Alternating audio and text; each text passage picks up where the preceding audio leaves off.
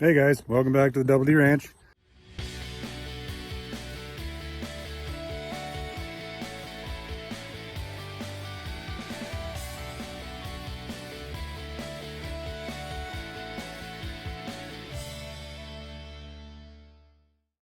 This is just a short one, but just to show what we kind of deal with sometimes on the farm.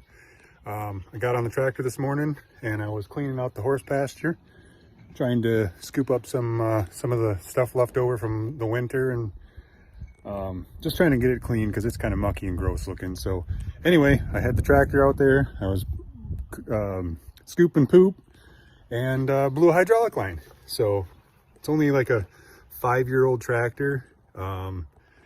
And these lines are just, they're junk. Shame on John Deere. I mean, it's been a great tractor, but this thing's stored inside and it's never left outside, and the lines are just deteriorating. I'll show you guys here in a second. All right, well, here, I mean, it doesn't look the cleanest, this tractor. I take really, really good care of it, but over this winter, it's been used pretty heavy, and then being stored in the barn or in the shop with where our baby chicks were, they threw up a lot of dust. So, I mean, it looks gross, but it cleans up really nice. I maintain it real well, but yeah, we were out in the pasture cleaning with the manure forks, and I had this thing curled down, and I was pushing it. All of a sudden, it blew, and it sounded like something broke, like a pin or a bolt broke. But what it was is I don't know if you can see all this hydraulic oil. This is not water. It's all hydraulic oil all over here. Hood's covered in it. So when I overflexed it, I guess the line was failing, and it failed completely. So I went to our local Napa because the John Deere dealer was closed today. But when it happened, so I went to Napa and they made me up this new line. But as you can see, these lines, I mean, this is ridiculous. This is stored inside, and the reason they're rusting, I hauled it one time this winter on the trailer and it got a little bit of salt spray on it and got in these lines. I sprayed these down trying to soften them up with some WD-40 because it was, I mean, that's pathetic. But all of them are like that, every one of these lines. And there's, let's see, that line I just replaced, this one, you got this little short one, you got the longer one there, and then the exact same thing over on the other side. So I'm gonna have to replace all these lines, and I'm definitely not going OEM because not very happy. But where'd that line go? I dropped it. Oh. So as you can see, this has been stored inside. Like I said, I can't stress enough that this has been an inside stored tractor. This was the bottom. Let's see, this line used to go right here, so that was actually the bottom of it, deteriorating like crazy, the rubber falling apart and showing the braid. But the blowout was right here, just poof, and it blew and sounded like it shattered something. But it ended up being just a line. So $30 later for a new line, and then I had to just run back into town because it also messed up an O-ring. But yeah, I had to go 2 runs into town and have a line made. But thankfully our Napa's open till 5 on Saturday, so I was able to get it taken care of. But yeah, I was moving.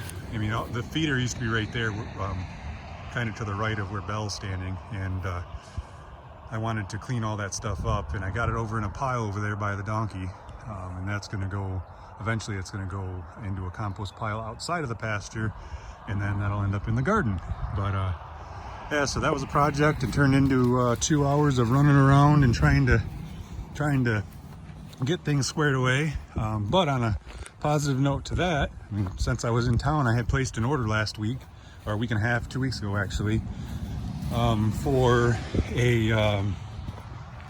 a set of seals, because our post hole digger, we're getting ready to start doing some fencing. We got 2 pastures to build yet, and I do it with a post hole digger. So I got this, it's the Field Master by Spico, and this thing, I bought it used from my neighbor, and it's been great. But when he was using it, he caught a tree root and snapped an auger. When that happened, it tore a seal. So it's been leaking since I bought the thing from him. I bought this smaller auger because it came with a 12, but I got it all disassembled because I have some seals that were bad, and I have been searching high and low. So these are the 2 seals right here. Couldn't find them anywhere. I went to Napa, I went to the John Deere dealer, I went to our Willard's New Holland Kubota dealer, and nobody could find these things.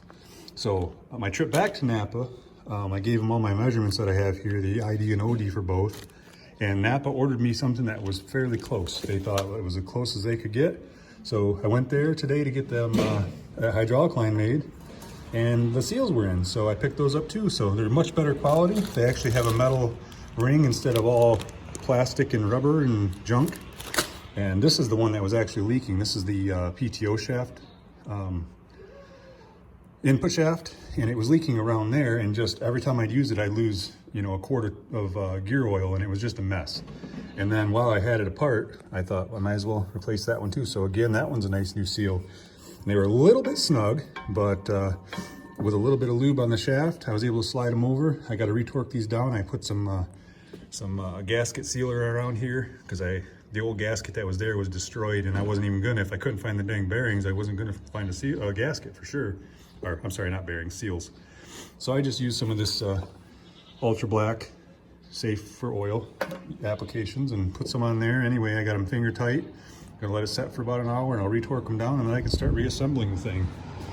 So that's the projects on today's farm. So, oh, and here's if anybody's got one of these and sees this video, I guess I'll tag Speco implements in the video, but if anybody's got one of these things, it's here's your seal numbers from Napa. So this is what you need. I'll let you know if they don't work, but I'm pretty confident that they'll work. The seals are nice and tight on there, and shouldn't leak. And if it does, I guess I'll fill the gearbox with grease instead and go that route. But on another note, I did find, I forgot to mention this, but there's that number right there. That's 123bearing.com. They're based in France.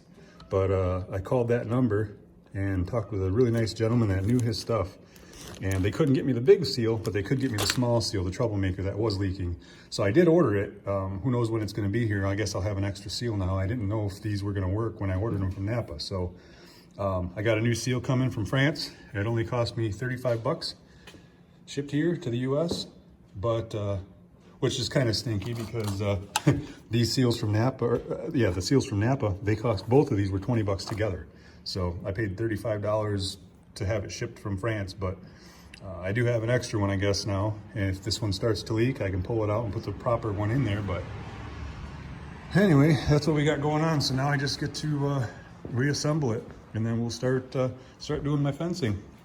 Also, it had this grade 5 bolt in there, and you can see how ugly the thing is. So it really is supposed to have a shear pin in there, but I think I'm just going to put another grade 5 in there because, I mean, I know what shear pins are designed to do.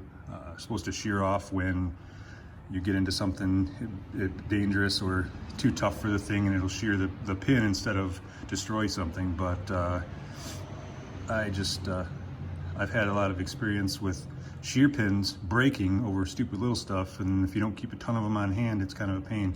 This is a common bolt that I'll just grab a couple of these, and it goes into that PTO input shaft, and then it goes through here and just pins. But yeah, that's that. Just got to reassemble everything and get it back in business so we can start doing some fencing.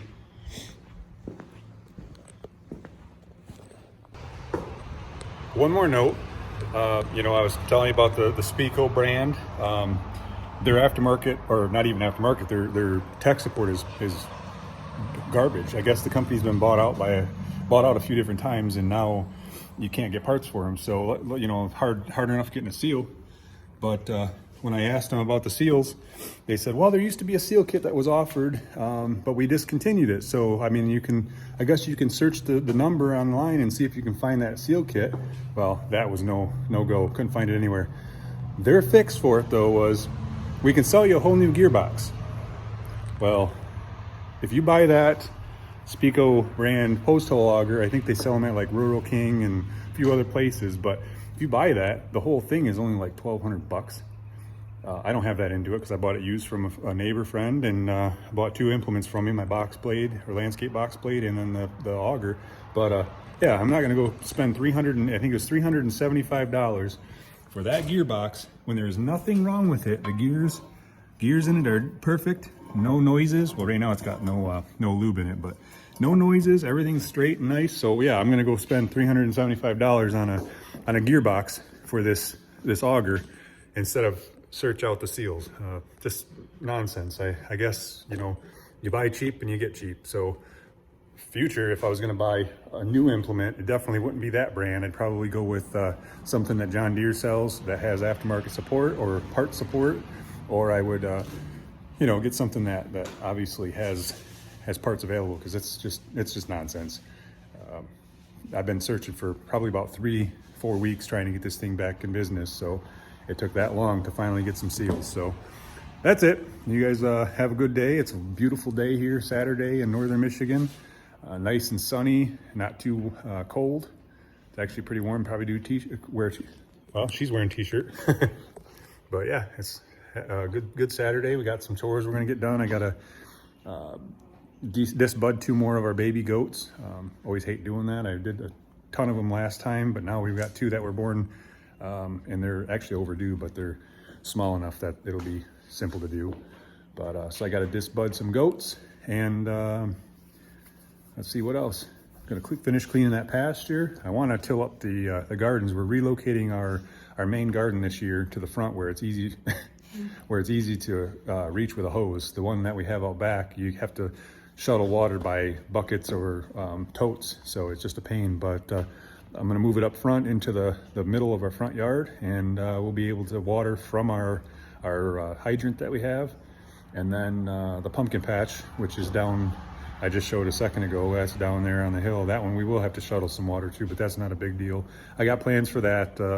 I got a 375 gallon IBC tote, and I was looking at Harbor Freight. They sell a gas powered trash pump, basically. It's I think it's a 3.5 horse Predator motor on it, and it pumps water. It's got a 2-inch inlet, 2-inch outlet.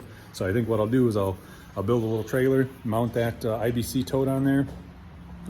Once the tote's mounted, I can just hook onto it with a tractor or a truck, drag it up to the well, fill it up with water, and that's 375 gallons that we can use. And then I can either pump from the tank with that trash pump, or I have 2 ponds. I could even, I mean, for the gardens, for sure, I can take that trash pump and suck from the pond, fill that tank up, and then we can use that to water the garden. Because I can reverse it, you know, hook it up to where I can siphon from the pond into the tank, and then disconnect the quick connect hoses, loop them the other way, and then I can pump from it. So that's kind of what we're thinking we're going to do. That'll solve our water problem with the garden.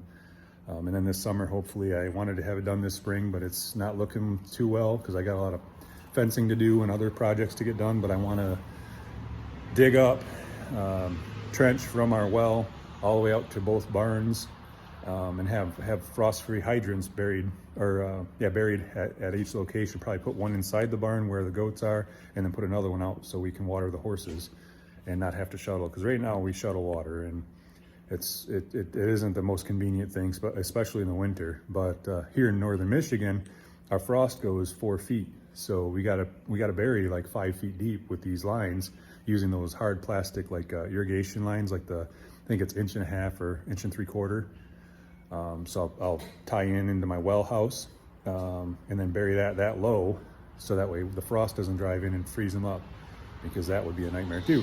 Right now in the wintertime, we only have 1 hydrant, and it's up by our well and at the house. So if that freezes, we've got lots of animals relying on us to get them water, and it'd be a nightmare. We did have it freeze last year, only because the hose was left hooked up during a couple of the colder nights in the beginning. So just had to remember to disconnect the hose and not do that again so it doesn't freeze. But if that happens, we're kind of dead in the water. Got to get water to them somehow. So anyway, that's all I got for you guys today. Other than one more thing, I guess. All of our birds are now out. We've got our stuff all cleaned up. There's no more birds in there. All of our egg layers that we got, the 25 new birds, have now been put out in the chicken coop. And in about 6 months, they'll start laying eggs. And the next thing on the agenda for animals to come in here, it seems like we're constantly bringing animals in, is I gotta locate 5 pigs yet, because we're raising those for meat. So I'm still in search of those. We do have a lead on a couple different farms that have some. So I got to get some pigs, and then we're going to get about 40 or 50 Cornish hens to raise for meat. We do 30 to 50 a year. We don't eat that many of them, but I do butcher that many and then stock up our freezer. And then some family that also, some of our family and friends that like chicken, we supply them with it too. So anyway, enough rambling. That's what I got going on today. Hope you guys have a great Saturday, and talk to you next time.